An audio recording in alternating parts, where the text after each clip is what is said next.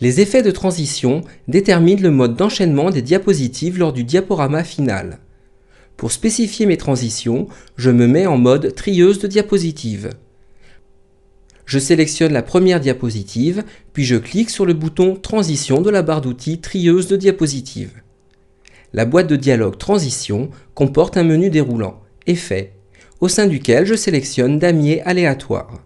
Je coche l'option Moyen, puis je clique sur l'image pour visualiser mon effet. Dans la zone Avancée, je spécifie un avancement automatique après 4 secondes et je valide ces choix par le bouton Appliquer. Un nouveau symbole apparaît sous la diapositive pour signaler la présence d'une transition, dont le mode s'affiche dans la zone située à droite du bouton Transition lorsque la diapositive est sélectionnée. Un clic de souris sur l'icône de transition me permet de prévisualiser le résultat.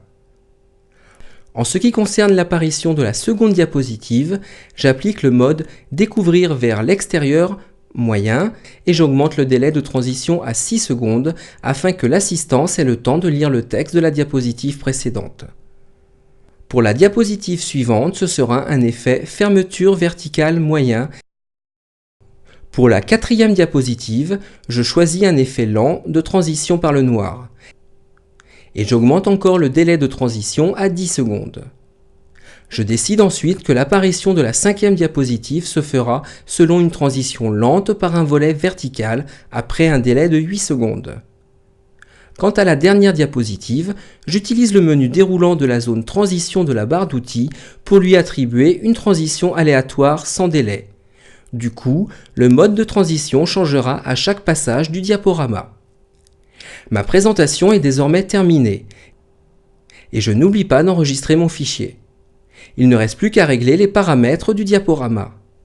Pour cela, je déroule le menu Diaporama pour sélectionner la commande Paramètres du diaporama et afficher la boîte de dialogue Paramètres. Je coche l'option Visionner par une personne afin d'obtenir un affichage dans une fenêtre. Je désire voir toutes les diapositives et je décide d'utiliser le minutage existant. Je valide mes choix avec OK. Avant de visualiser le diaporama, je dois choisir la diapositive de début. Je sélectionne la diapositive 1. Il me suffit ensuite de cliquer sur la commande Visionner le diaporama du menu Diaporama pour passer à l'action. Pour sortir du diaporama, j'appuie sur la touche Échappe du clavier.